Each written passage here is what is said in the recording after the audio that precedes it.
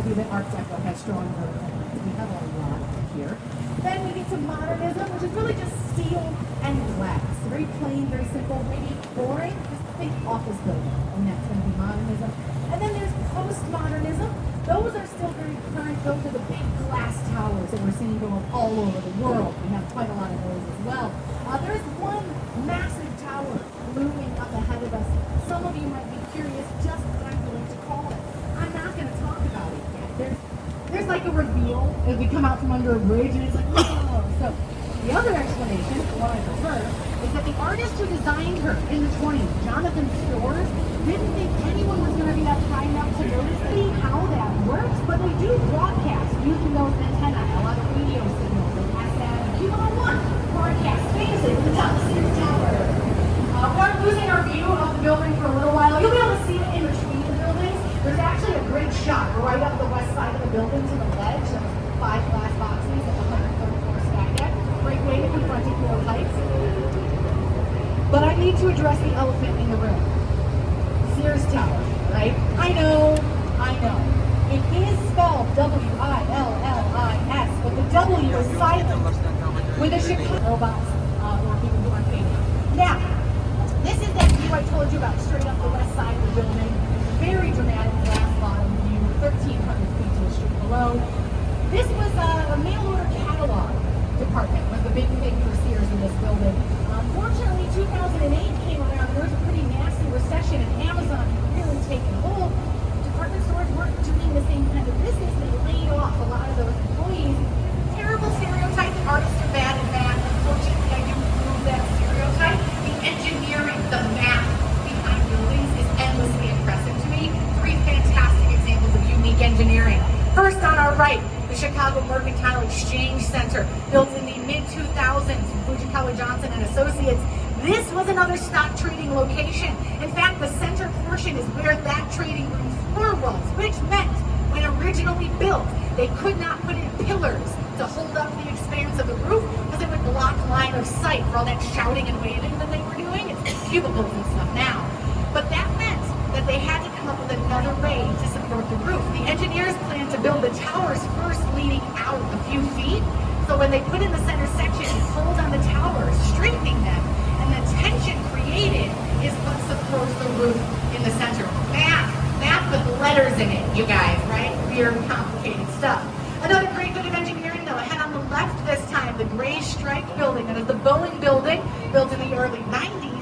Especially, I want you to look at that trapezoid of steel beams on the shorter portion of the building. That is an inverse cantilever truss. Inverse, supporting from above. Trusses normally support from below. That is holding up the shorter part of the building. Because all of the buildings on your left-hand side, people feel a little more secure walking around. You could knock out all those columns, it wouldn't make a difference. Fun little design element I'd love to point out, though. If you look to the top of the tower, you'll see 6 holes there. The building's original occupants were the Morton Salt Company, and it was designed to be a salt shaker. Ain't that fun? Buildings used to do that kind of thing all the time. It's far less common these days. But after Randolph Street here, still on the left, the final bit of amazing engineering, arguably some of the most impressive on it. So there you go, you've got your kind of idea for this one. I still don't recommend what I just did. It's not a great idea. I do have a little bit more about 150 North Riverside that I want to share, though, because we are in the Windy City. And while the Windy City nickname is about our politics, and not the wind, that is just a happy coincidence, to rock back and forth counter to the sway of the building, thus dampening the effects of the wind. Math. If any of the kids are like kind of good at math, push them into engineering. It is a lucrative career. I would love to talk about their building someday. Something else I, of course, have to talk about. One of the most photographed parts of Chicago is that upright bridge you see ahead of us there. That is the old Kinzie Street Bridge. It's a railroad bridge that went out of use many, many years ago. That bridge has been up like that for as long as I can remember. And I'm 29. Yeah, 29, at least 29 years that bridge has been up. But freight trains were a big thing for a lot of deliveries downtown. The merchandise, we did not treat the river very well. We didn't pass the Clean Air and Water Act until '62. The river was gross. People were not living on the river the way they are today. Actually, the area we're in is a great example of the attitude change towards the river, because over here on our right is the East Bank Club. This was built in the 70s. This is the back of the building. It's a gym. It's nicer than that. It's an athletic facility. Like Obama and Oprah had memberships that worked out here when they lived in Chicago, just to give you an idea. It's very bougie. There were no windows when this was originally built. They didn't even want to look at the river. These are very nice and elegant. These are sad, and that's why I love them. I genuinely like them because I feel like no one else likes them, and I feel like just throwing them a bone. Another very interesting setup we have over here on our right. This is a converted warehouse. These are residential units now, of course, but it's the balconies that can help you figure that out, that it's converted. But they have a city in a garden. So while the urban jungle is, of course, very nice, a little bit of actual jungle can be good for you as well in some cases. Big development over here on the left. There was an enormous building over here just last year. It was the Freedom Center for Chicago Tribune's printing plant. They moved that whole operation about it. We do have more converted warehouses. On the right, though, we see the cables on those balconies. These are Montgomery Ward's old warehouses. Both of these. This one is more commercial in its renovation. This is going to be more offices, more law firm studio space, as opposed to the more direct residential there. Up ahead of us, doesn't look like a whole lot, but there is some significance on this man-made island. We dug a channel for barge traffic and created a man-made island many years ago. We have Irish fingers in it. But we are doing a little spin around here. I'm going to take a little break from the microphone, wet my whistle, refresh myself, catch my breath. You can do the same, of course. You can head back.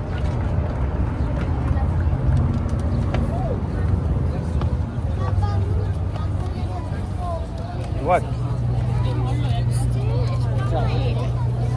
Hey, Swada. Swada. Give me. Abia.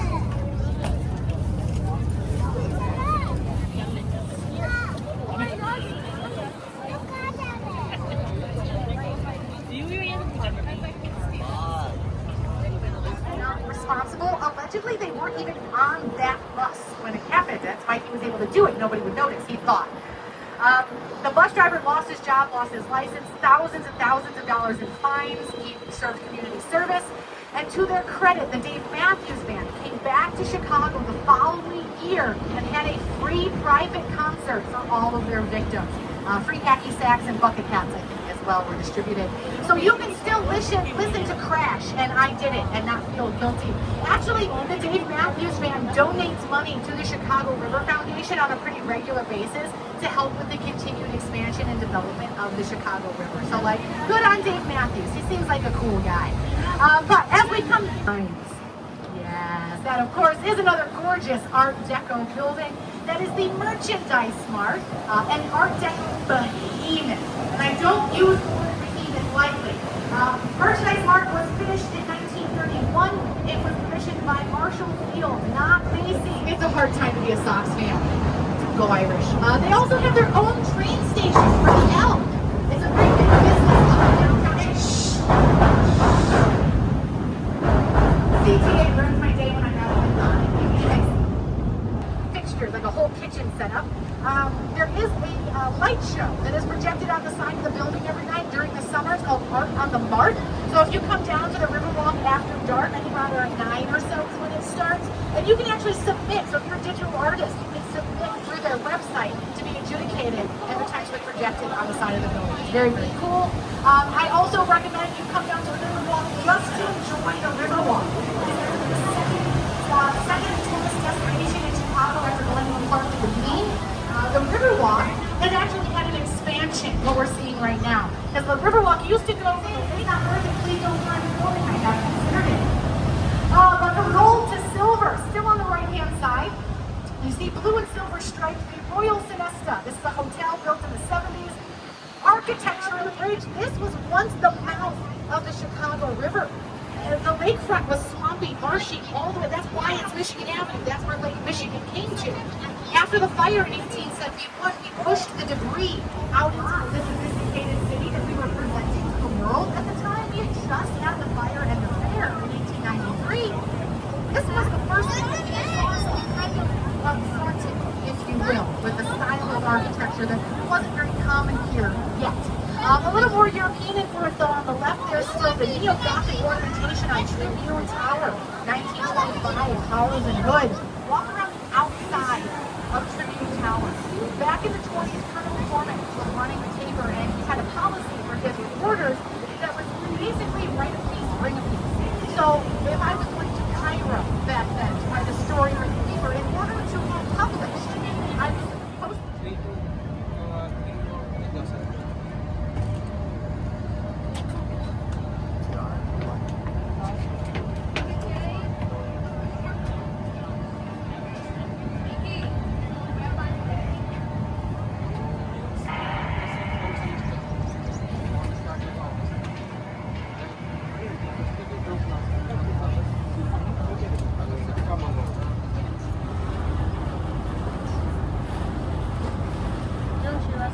हैं?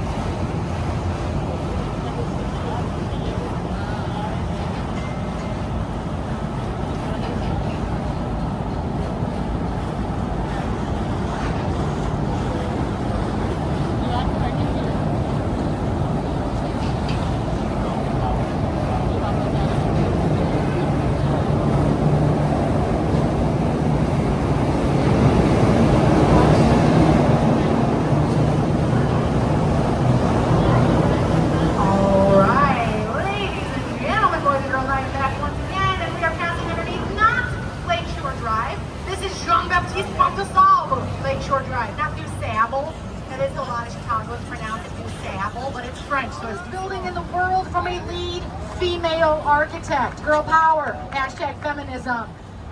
But I said new tallest. That means there was a tallest for the lead female engineer architect, but that building lost its title. That building is also in Chicago. It is also along the Chicago River. It is the next building I'm going to tell you about. Behind the Swiss Hotel, on your left, you will see white, now different caliber of programming. 30 Rock, The Show, and SNL. Good cast or bad cast has been running for 50 years. The only thing that still films here is Judge Mathis, daytime court TV. Although back in the 90s, Jerry.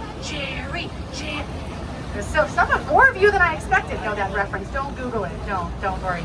Now, I do want to make sure I get your attention over to the left once again. Behind the brown one, you'll see a tall white tower with black striped windows. That is the Aon Center, the current fourth tallest in Chicago. It looked very, very different when it was first built in the early 70s by Perkins and Will. It was originally covered in pink-veined Carrara marble. It had better access to a lot of amenities, but Goldberg thought that was a mistake. You should be able to live close to work and have all of that. So that's what he built. They've got everything. Boat docking, car parking, shopping, dining, laundry, a bowling alley, a bank. They even used to have their own movie theater. That part of the building is the House of Blues these days. Fantastic concert venue, one of my favorites. I went proud there the first and last time at the House of Blues. One and done. Not for me. Did not like that. No, thought I would. No. Much more simple style of architecture. Hi! Over here after the bridge. Right. 1913 by George Washington, making it one of the oldest buildings. This is very style. Made famous by Frank. अपने blogging के लिए कुछ बना लें. इतना पैसा खर्चा किया था ना, मेमोरी हो जाएगी ना. Pretty common there. But this building, if you do a little counting, you'll see it's lopsided. 6 bays of windows east of the clock tower. There are only 5 bays of windows to the west. It was built 6 and 6. However, LaSalle Street stopped south of the river until after the building was finished. Then They wanted to build the bridge and continue the road through to the north, but the building was in the way. So in true Chicago fashion, they just kicked down the street in progress. Thank you. I do have a better example of progress for you though. In the last 15 years, the Chicago River has been Sandwich we have going on here as well. Over on the right, 2 North Riverside Plaza, the old Daily News building is Art Deco from 1925 with some Egyptian flair. The obelisk built shortly after they discovered King Tut. So we were a little obsessed with Egyptian culture for a while. Much more traditional Art Deco though. Over on your left, hard to miss, the Civic Opera building, home to the Lyric Opera of Chicago. Nicknamed Insol's Throne. It is shaped like a big chair, like a lazy boy with a high back and the armrest. You see it, right? It was nicknamed for Samuel Insull, who was a railroad baron in the 20s and 30s here. He's the one who paid for the opera house. Why did a railroad guy build an opera house, right? Why not a train station? That seems a more fitting legacy. Dude loved opera. His wife was an opera singer. His daughter was an opera singer. At least one of his mistresses. The man loved opera singers, apparently. This big story is that his wife was a not-so-great opera singer. She went to audition for the Metropolitan in New York, and she was singing the river in the background. It's this one. They go onto and into the old Maine Post Office, 1920s strong vertical lines. Of course, this bottom corner right there, that is